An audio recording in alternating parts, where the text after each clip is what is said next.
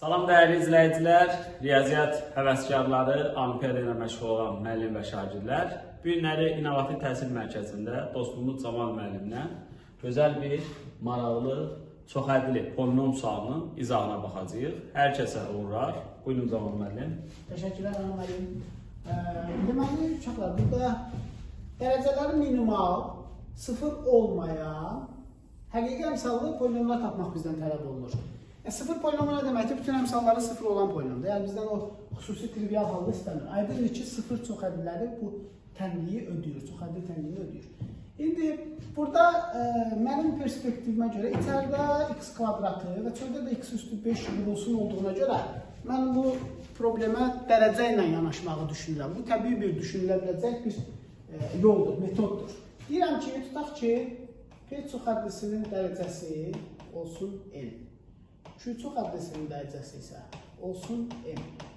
Onda sol tərəfin dərəcəsi, axı mən n ilə m arasında münasibət bilmədiyimə görə iki çoxhədlinin cəminin dərəcəsi haqqında necə qərar vermək olar? Ona görə maksimum terminindən istifadə edirəm. Deməli, Px-in kvadratının dərəcəsi 2n olacaqdır. Bunun dərəcəsi m olacağına görə sol tərəf dərəcə baxımından 2n, m ikisindən biri olacaqdır. Çünki toplayıram. Sağ tərəfin bəs dərəcəsi nə olacaq?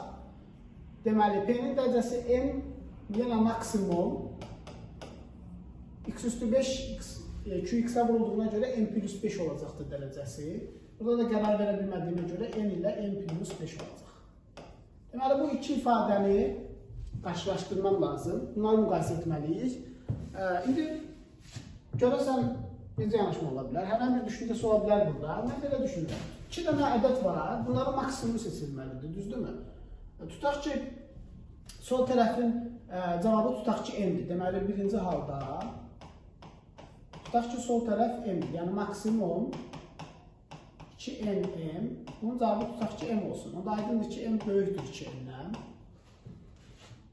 Bu dəfə sağ tərəfdə m ədədimiz bərabərdir m plus 5 ola bilərmi?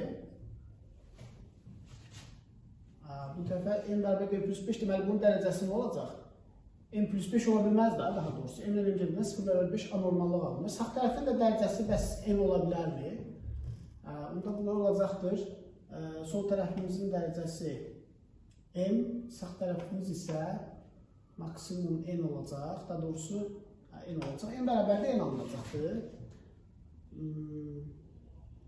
Bizdə də məsələdə deyilir ki, daha doğrusu buradakı yazıdan müşahidə edirik ki, m 2n-dən böyükdür. Bu necə ola bilər? Deməli, bir dənə də başdan təkrar baxaq. Sol tərəf qəbul edelim ki, tutaq ki, dərəcəsi m-dir. Onda m 2n-dən böyük olması lazım. Sağ tərəfdə isə dərəcə m plus 5 götürsək, m bərabər olur m plus 5-ə. Bu absurd bir şeydir. Bu hal ola bilməz. Yox, m bərabərdir n olsaydı, çünki bunların da ikisindən birinin cavabı olacaq da. M bərabərdir n olsa, bu dəfə də m-i 2n, daha doğrusu m 2n-dən böyük olduğuna görə n 2n-dən böyük alınır. Bu hal da ola bilməz. Absurd haldır bu halda. Absurd. Belə bir yanlış bir şey ola bilməz. Demək ki, beləcə, ikinci halımız nədir? İkinci halda maksimum 2n-m, bunların maksimumu olacaq 2n.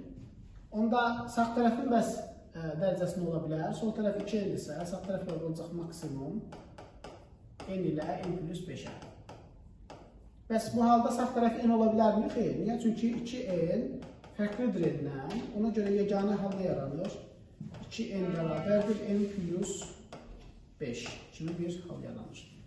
Çoxhəddin dərəcəsi də natural ədədlər olduğuna görə, qeyd edək ki, n-in daxili natural olduğuna görə burada minimal, dərəcələri minimal olan ədədlər axtarılır. Buna görə n bərabərdir 3 olsa, n 1 olur. Və yaxud da n-ə 1 versək, n 3 tapılır. Bu bir ən kiçik qiymətlər cütlüyüdür. Digəri isə n-imiz, burada n-imiz tək ədəd olması lazım. n 3 oldu da n 4 olur. Yəni n bərabərdir 4, n bərabərdir 3 olur. Beləliklə, biz bu iki durumu ayrıca baxsaq, lütfən bu şəkildə bölək. N bərabərdir 3 olanda bu nə deməkdir? N, deməli, Px çoxhədlisinin dərəcəsi idi. Px çoxhədlimiz, deməli, birinci halda n bərabərdir 3 n bərabərdir 1 olsa, deməli px çox həddimiz ax-in kubu üstəgəl bx kvadratı üstəgəl cx üstəgəl d şəklindədir. Qx çox həddimiz isə dərəcəsi 1 olduğuna görə böyük ax üstəgələ d şəklində olan 2 polinom olacaq. Bunları px-in kvadratı üstəgəl qx bərabərdir px üstəgəl x üstü 5 qx tənliyində yerinə yazsaq, tənliyində yazıb əmsalları qarşılaşdırsaq və ya əmsalları müqayisə etsək, çünki sol tərəf də bir çoxhədlidir, sağ tərəfdə başqa bir çoxhədli olacaq. İki çoxhədlinin bərabərlik olması üçün zəruri və kafi şərt nədir? Birinci növbədə dərəcələr eyni olması lazım, ikinci növbədə də hər uyğun dərəcəsinin qarşısında dayanan əmsallar gərək eyni olan.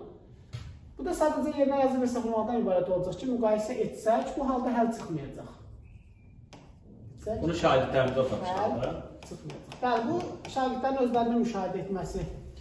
Deməli, şagirdlər və yaxud da müəllimlər elə YouTube kanalımızda dərs paylaşılacaq. Siz şərhlər bölməsində bax bu hissənin analizini orada apara bilərsiniz. Bəli, buna belə bir ulduz simvolu qoysaq, yəni ulduzun açıq formada P və Q xəttlərinin yerini yazandan sonra açıq formada yazılışı nə olacaqdır? Bunu tapmaq. Hə, yəni belə deyək, elə bir ki, təzə bir sual ortaya çıxır. Belə bir çoxhədlilər üçün 2 dənə çoxhədlimiz var. Bu bərabərlik ödəyirmi? Hə, ödəyirsə tapın, ödəmirsə isbat edin. Niyə ödəmir?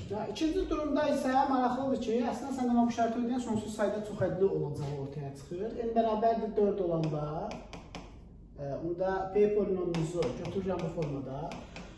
ax üstü 4 üstəgəl bx kubu üstəgəl cx kvadratı üstəgəl dx plus y və n bərabərdir 3 olduqda qx çoxhədlisi kubik polinom olacaqdır. Onda ax kubu üstəgəl bx kvadratı üstəgəl cx üstəgəl d şəklində götürsək, bu halda şərti ödəyən p və q polinomlarını tapmaq olur. Yəni hansı tənlikdə yerinə yazacağıq?